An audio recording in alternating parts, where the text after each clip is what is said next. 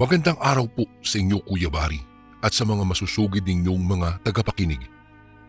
Tawagin niyo na lang po ako sa alias na Kaloy. Ang kwento ko pong ito ay matagal na rin namang naganap, subalit hanggang ngayon ay sariwa pa sa aking alaala. Mahirap na pamilya lamang po ang aking kinalakihan Kuya Bari. 4 kaming magkakapatid na puro lalaki. Ang panganay po naming na si Kuya Uming na may kakulangan sa pag-iisip, si Kuya Paeng, ako at ang bunso naming si Tintoy. Kahit mahirap kami noon ay hindi naman kami sumasala ng ganoon sa pagkain. Hindi rin lang kaya ng kinikita ni tatay bilang manggagawa sa isang pagawaan ng inuming mula sa katas ng mangga ang mga luho. Ngunit kahit ganun pa man po ang sitwasyon, masasabi kong masaya naman po kami.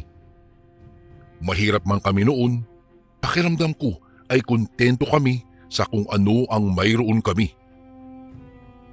Ngunit nagbago po ang lahat sa amin nang matanggal sa trabaho si tatay. Kung kaya't natigil kami sa aming pag-aaral ni Kuya Paeng at tumutok sa paghahanap buhay. Ang lansangan na ang nagsilbi naming palaruan.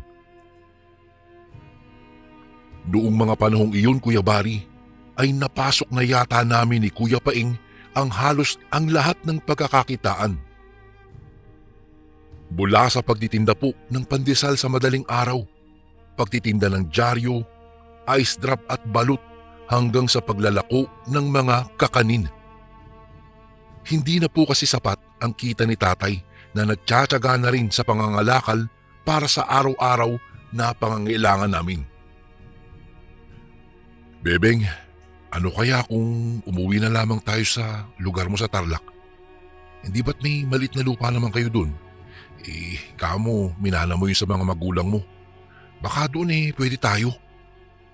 Isang gabi ay naulinigan namin na sabi ni tatay sa aking ina habang nasa silid ang mga ito. Kami kasi Kuya Bari ay sa lapag sa sala natutulog. Pwede naman siguro Berto. Hindi naman tayo siguro tatanggihan ng mga ating na makitayo ng kahit maliit na bahay doon. Ang inaalala ko lang ay anong magiging hanap buhay natin doon. Baka lalo tayo maghirap. Hindi katulad dito na kahit pa extra-extra ay nakakapagtrabaho ka. Nakakatanggap ako dito ng labada tsaka kumikita na rin ang mga anak mo. Tugon naman ni nanay. Pero Beng, kawawa naman yung mga bata kung tuluyang hindi na sila makapag-aral dahil nauobliga na sila sa pagtatrabaho. Hindi ganitong buhay ang gusto ko para sa kanila. Kumikita tayo rito para makakain lang. Hindi pa nga sumasapat dahil sa dami ng gastusin. Tulad ng tubig, kuryente, pati itong maliit nating barong-barong nagbabayad tayo ng 500 piso kada buwan. Di tulad sa probinsya na libre ang bahay, tubig, panggatong at saka makakapagtanim tayo doon ng mga gulay sa tabi-tabi. Dito lahat binibili. Kung may probinsya nga lang ako mauwian, edi sana'y inuwi ko na kayo doon matagal na. Pangangatwira naman ni tatay. Dahil sa pangungumbinsi ni tatay ay pumayag din si nanay, bagamat nag-aalinlangan pa rin ito. Alam kasi ng aming ina na mahirap ang buhay sa kanilang baryo pagkat medyo liblib ito. Wala pang ang kuryente sa kanilang lugar noong umalis ito matapos magkasunod na pumanaw ang magulang nila. Isa rin kasi ang kahirapan sa mga dahilan kung bakit lumuwas ito ng Maynila para makipagsapalaran. Kinabukasan ay agad na tumelegrama si nanay sa kanyang kapatid na si Tia Mameng. Nauuwi na kami sa Tarlac at doon na titira. Swerteng binigyan si nanay ng kanyang among si Mrs. Cruz ng kaunting halaga at ilang mga pinaglumaang damit. Palibhasa ay dating kasambahay ng mga ito ang aking ina Kuya Bari. Umalis lamang dito si nanay nang mag-asawa na. Subalit nanatili itong naninilbihan sa kanyang amo bilang labandera ng mga ito. Tulad ng paglalarawan ni nanay, malayo nga sa sentro ang kanilang lugar, Kuya Bari. Kakaunti rin ang mga bahay at puro mga sagingan, maisan at tubuhan ang aming nadadaanan bago makarating sa lumang bahay ng magulang ni nanay. Nasa bungad pa nga ito ng isang munting kakahuyan.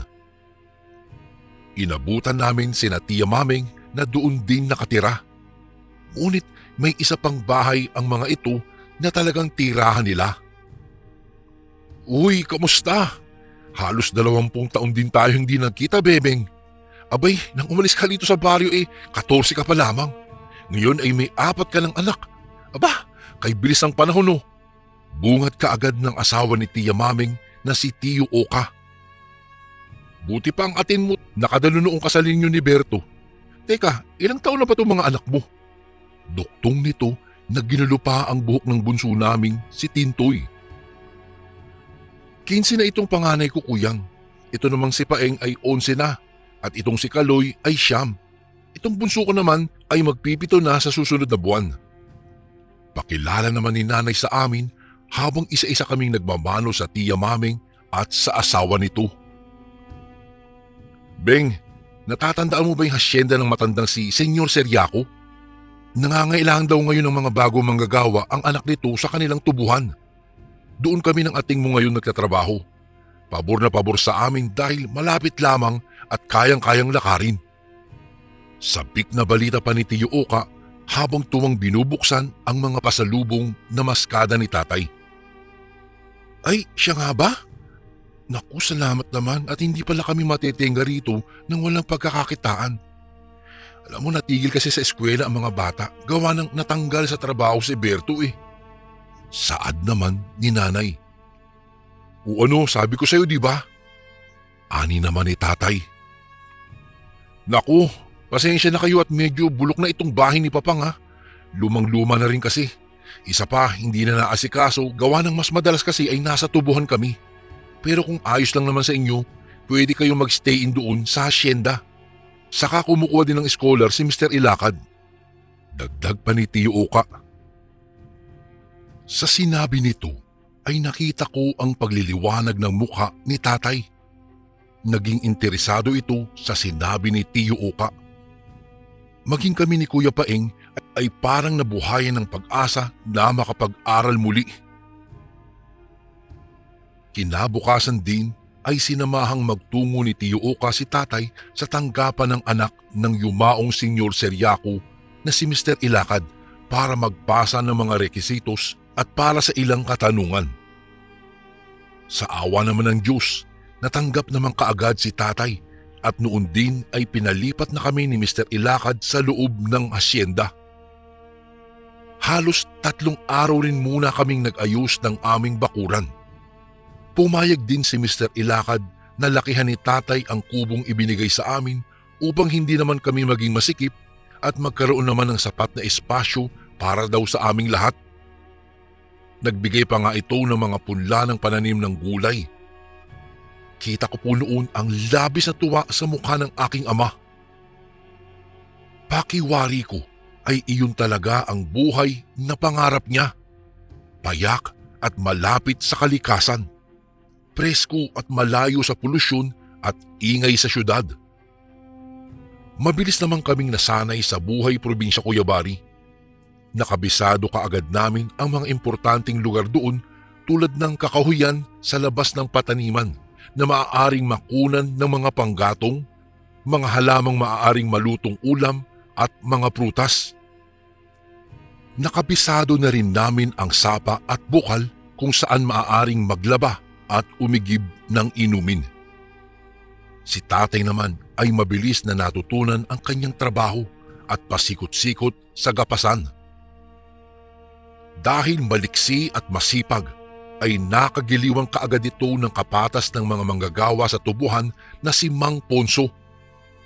Naging malapit din si tatay sa may-ari na si Mr. Ilakad. Kaya't pinag-aral kami nito ng sumunod na pasukan. Bilang pagtanaw ng utang na loob ay tumutulong din kami sa paggapas tuwing peak season at walang pasok sa eskwela. bagay na ikinatuwa ng matandang hasyendero.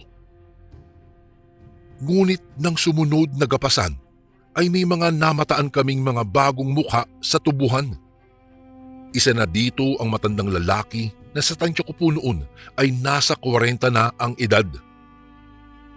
Tay, may bago na palang mga kubo na naman dito sa loob ng tubuhan ah. Sino po ang uukupa? Takang tanong ko kay tatay noon. Yun ba? 2 bagong pasok na manggagapas daw. Saka yung bagong katiwala dito sa tubuhan. Malayo daw kasi ang uuwian ng 2 baguhan. Kaya ito namang bagong katiwala ay talagang dito daw pinatitira ni Mr. Ilakad. Wika naman ni tatay sa akin. Di po ba si Mang Ponso ang katiwala ng tubuhan, tay? Muling tanong ko sa kanya. Oo, kapatas lamang ni Mang Ponso, anak. Siya lang ang namamahala sa mga trabahante ng gapasan. Siya ang tumatanggap ng mga papasok na manggagapas at sa pagpapasweldo. Pero ang katiwala ang katuwang ng may-ari sa pagdi-deliver ng mga ginapas. Siya ang mamamahala sa dami ng kailangang kota sa bawat gapasan. Mahabang pagpapaliwanag sa akin ni tatay. Pero bakit dito rin siya titira sa loob, tay? Narito naman po si Mang Ponso at masanay sa gawain dito. Ani ko naman na may pagtutol. Anak, makinig ka. Kasama sa pribileyo ng katiwala ang libreng bahay. Tayo nga na tagagapas lamang ay pinayagan tumira rito sa loob. Siya pa kaya na magiging katuwang ng may-ari sa pamamalakad ng gapasan at paggawaan ng matamis? Paliwanag sa akin ni tatay. Kuya Bari, tama naman si tatay. Ngunit naisip ko lang kasi na dapat ay sa malapit na pabrika ng asukal at matatamis na lamang ito sana pinatira. Bagamat isang sakay lang naman ang layo ng pabrika sa mismong tubuhan. Madalas na nga itong nasa pabrika at nakakailang pa rin na tila may matang nakasubaybay sa amin. Pakiwari ko, Kuya Bari, kasi noon ay naglagay ng espiya si Mr. Ilakad sa katauhan ng bagong katiwala na si Mang Igme. Isa pa ay talagang mabigat ang dugo ko po talaga rito na di ko mawari. Maging si Kuya Paeng at Tiyo Kaloy ay napapansin ko rin na ilag din sa bagong katiwala. Si Mang Ponso ay halataring hindi komportable sa presensya nitong si Mang Igme kahit mabait naman ito. Talaga pong misteryoso kasi ang dating nito at matiim kung makatingin. Tingin na parang may hindi magandang binabalak. Kapansin-pansin din ang pagiging mailap ng mga mata nito kapag ka may kausap. Yung tipong hindi makatingin ng diretso sa kaharap. Hindi rin ito gaano nakikihalubilo sa mga manggagapas. Uy, mukhang hindi sanay makiharap sa mahihirap ang bagong kanang kamay ni boss natin, Ponso. Minsan ay puna ni Tia Oka habang kumakain kami ng tanghalian sa gitna ng gapasan kasama ang 2 bagong manggagapas. Naku, hayaan nyo na lamang kung ayaw makiharap. Nahihiya pa siguro marahil dahil nga hindi pa sanay sa gulo natin. Saway naman ni Tia Maming. Marahil ay hindi nga ito sanay sa maraming kasama. Ang pagkakaalam daw kasi ni Mang Ponso ay mag-isa lang ito sa buhay at wala ng pamilya. Wala silang masyadong alam ni Mr. Ilakad kung saan ba talaga nagmula ang bagong katiwalang si Mang Igme. Dahil inirekomenda ito ng isang kaibigan ay hindi na ito hiningan pa ni Mr. Ilakad ng mga rekesitos. Tutal ay ang kakayahan nito umano at kasanayan sa kalakaran ng pamamahala ng pagdi-deliver at pagtansya ng kota ang mahalaga at hindi ang probinsyang pinanggalingan nito.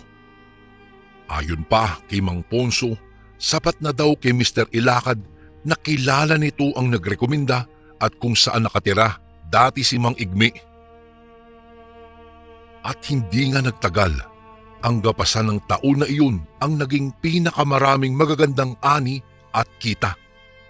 Kaya't nagbigay ng malaking bonus sa bawat manggagapas itong si Mr. Ilakad.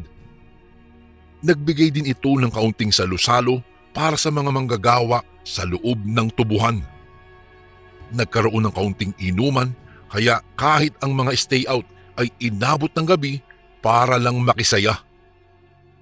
Pati kami ni Kuya Paeng na sanay sa puyatan ay naroon pa rin para may mautusan sila tatay kapag may kailangan sila. Hindi niyo ba napapansin si Igme ha, Ponso? Nakakailang tagay na tayo ay wala pa. Hindi na nga nakisalo sa atin sa kainan, pati ba naman sa kaunting inuman ay hindi rin makikisama. Puna noong isang matandang matagal nang manggagapas doon. Ipapasundo na lamang sana ito ni Mang Ponso nang dumating naman ito na may bitbit na isang bote ng mamahaling alak. Ayun naman pala eh. Kaya pala natagal may sorpresang imported na alak eh. Ngiting turan ni Mang Ponso. Sumenyas ito sa amin ni Kuya Paeng na kumuha pa ng isang upuan para kay Mang Igme. Ngunit nang iabot ko ang upuan dito para maupo sa tabi ni Mang Ponso, ay inilagay nito iyon sa tapat ng dalawang bagong manggagapas na katabi nila tatay at Mang Ponso. Dahil po nakatalikod sa amin sila tatay, ay kita ko ang mga matiim na tingin ni Mang Igme sa basong tagayan habang umiikot-ikot ito ng tagay sa bawat manginginom. Kuya Paeng, tinan mo oh, napapansin mo ba na tuwing inaabutan ng tagay si tatay ng katabi niya, bumubulong-bulong si Mang Igme? Pabulong na wika ko noon kay Kuya. Ha? Ewan ko sa iyo, Kaloy, kung ano-ano napapansin mo. Antok lang yan. Saway naman ni Kuya Paeng sa akin. Malalim na ang gabi nang matapos ang inuman ng mga manggagawa. Nakisabay na kaming umuwi kina Tia Mameng at Tiyo Oka. Kapag kakasiga noong ilang araw munang walang gawa, ay sa lumang bahay ng magulang nila nanay kami umuuwi para hindi ito tuluyang mabulok, sabi ni Tia Mameng. Sila kasi ay sa bahay na rin nila umuuwi para maasikaso din ito. At dahil nga sa pagod ay agad kaming nakatulog nang makauwi. Ngunit muli kaming nagising sa malakas na daing ni tatay. Tarantang napabalikwas kami ng bangon ni Kuya Paeng para tignan kung anong nangyari. Inabutan naming namimilipit sa sakit ng tiyan si tatay. Hindi naman alam ni nanay kung saan ito hahawakan dahil panay ang gulong baliktad nito sa higaan. Pati sina Kuya Omeng at Bunso ay nagising na rin sa malakas na pag-ungol at daing ni tatay na waring hirap na hirap. Paeng, sunduin mo nga si Tia Mameng. Diyos ko po, ano bang nangyayari sa tatay niyo? Marami ba siyang nainom? Halos maiyak ng wika ni nanay. Hindi naman po siya gaano umiinom na Panay nga ang pas niya kapag inaabutan siya ng tagay nung katabi niya. Naguguliminahan kong sagot kay nanay. Napano ba si Berto? Diyos ko, ang hirap pa namang makahanap ng masasakyan palabas ng sentro para madala siya sa ospital. Nag-aalalang ani naman ni Tiyo Oka nang dumating ito. Sumusuka na po si tatay noon ng kulay itim at may masangsang na amoy. Para pong pinaghalong bulok na karni at pusali. Ngunit iba ang nasa isip ko noon, Kuya Bari. Bumangon sa akin ang isang hinala. Duda ko ay kinulam ni Mang Igme ang tatay ko. Sa pagitan ng mga pagdaing ay sinasabi ni tatay na tila may kung anong humahalukay sa kanyang sikmura at nginangat-ngat ang kanyang bituka, pati daw yata atay niya. Magdikdik ka nga ng luya, Kaloy, para mailagay natin sa tiyan ng tatay mo. Baka nasumpit lang ito ng hangin. Baling na utos sa akin ni Tia Mameng. Dala ang isang maliit na gasera ay nagmamadali rin akong nagtungo sa kusina. Ngunit ginapangan ako ng kilabot nang makarinig ako ng pag-angil ng isang hayop. Hindi malinaw sa akin, Kuya Bari, kung pusa o aso yun dahil may kasabay itong malagong na hago na animoy matandang naghihingalo. Hindi ko po mawari noon, Kuya Bari, kung bakit ganoon na lamang ang pananayo ng aking mga balahibo. Iniangat ko ang dala kong ilawan para silipin sa siwang ng paminggalan kung ano ang hayop na lumilikha ng tunog na iyon. Ganoon na lang po, Kuya Bari, ang panghihilakbot ko nang makita ko ang pinagmumulan ng angil na iyon. Isang malaki at itim na wari ko ay baboy ramo ang nakasilip din sa siwang. Kumisla pa ang makintab at itim nitong mga mata sa tama ng dala kong ilawan. Kinikilabutan akong napaatras. Tatakbo na lang sana ako pabalik noon, bitbit ang hindi pa nadidikdik na luya nang mapatigil ako. Narinig ko kasing tila may mabilis na mga yabag na patungo sa dako ng aming paminggalan. Lalong nanayo ang mga balahibo ko nang marinig ang mga singasing at hagok nito na animo na may isang malaking pusa. Malakas itong umangil na may kasamang hagok. Tila ba ito malaking hayop na inaangilan ang asong itim na nakita ko sa may paminggalan.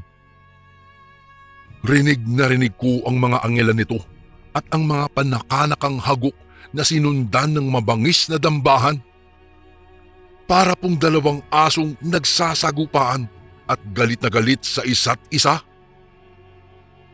Dahil sa hindi mapigil na takot ay napasigaw ako ng aswang sabay takbo pabalik sa loob ng sala. Tiyo, may aswang po sa likod ng bahay doon sa may kusina. Hangus na sabi ko nang masalubong ang palabas noon na si Tiyo Oka. Ha? Ano? Baka naman mga asong ulol lang yun na nakapasok sa bakuran nating Kaloy. Isarado mo lang yung pintuan. Bilis! Utos nito sa akin. Nang maisara ko nga po ang pintuan, ay napalabas naman sina Tia Maming, kasunod sina Kuya Paeng at Kuya Oming. Umiiyak namang napalabas ng silid niya ang bunso naming si Tintoy dahil sa matinding gulat. Naalipungatan kasi ito sa ingay ng mga nakakatakot na angilan ng dalawang nilalang na di namin alam kung anong uri ng mga hayop. Agad namang kinarga ni Tia Maming si Tintoy at pinatahan. Ngunit sabay-sabay kaming napatakbo sa silid nila nanay nang marinig namin ang tili nito.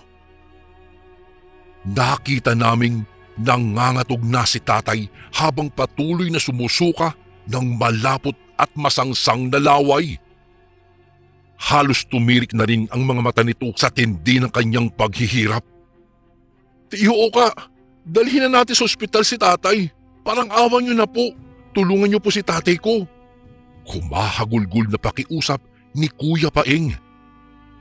Sandali lang. Dito lang kayo at titingnan ko kung hindi delikado sa labas. Baka kasi isa sa atin ang balingan ng mga asong ulol na iyon. Tugon naman ni Tiyo Oka sabay kuha ng itak sa kusina.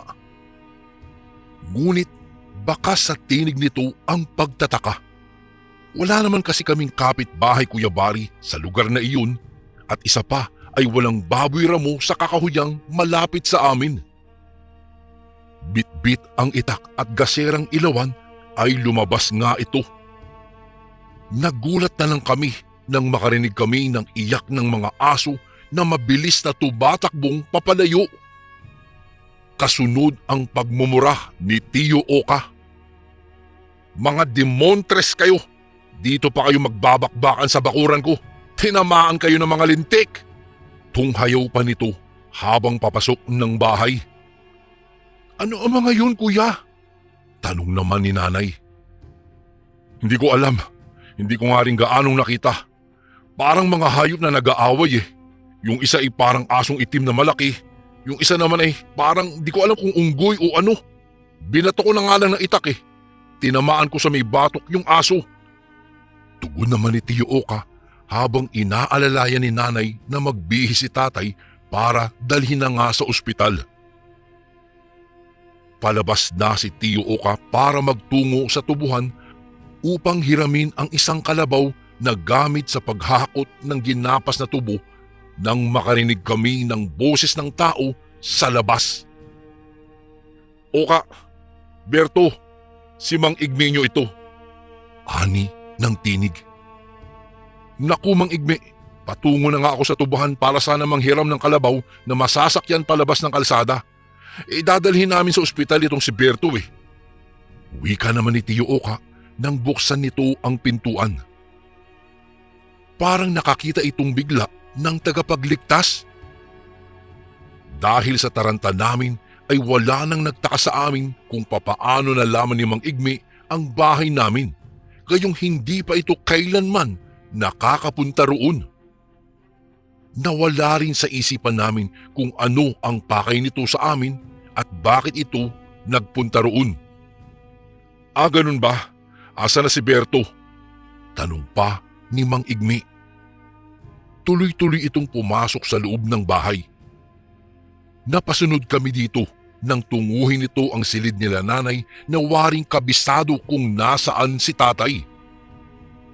Lumapit ito sa aking ama at pinulsuhan nito na animoy isang ekspertong manggagamot.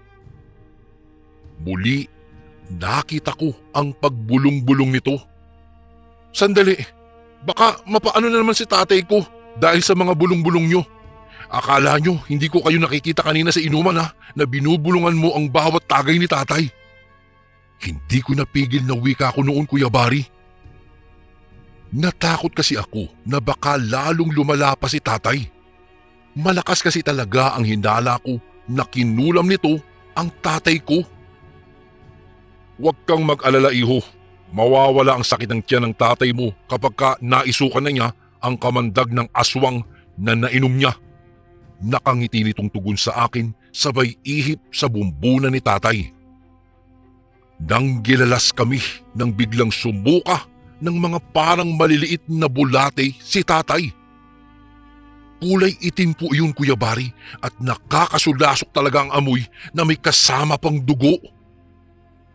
Noong maisuka po iyon ni tatay ko ay parang bigla itong nanlambot pero hindi naman po nawalan ng malay. Nakita naming tila nawala ang pangingitim ng labi nito at namumutla na mukha. Magiging maayos na siya. Sa susunod ay maging maingat kayo at alerto kapag kami kaharap sa inuman na hindi ninyo kilala. Wika ni Mang Igmi. Manggagamot ba kayo? Pagtatakang tanong naman ni Tio Oka. Ako, hindi. May kaunti lang akong alam. Tugon ulit ni Mang Igmi bago nagpaalam. Nakapagtataka talaga itong si Mang Igmi. Ano kaya ang sadya rito?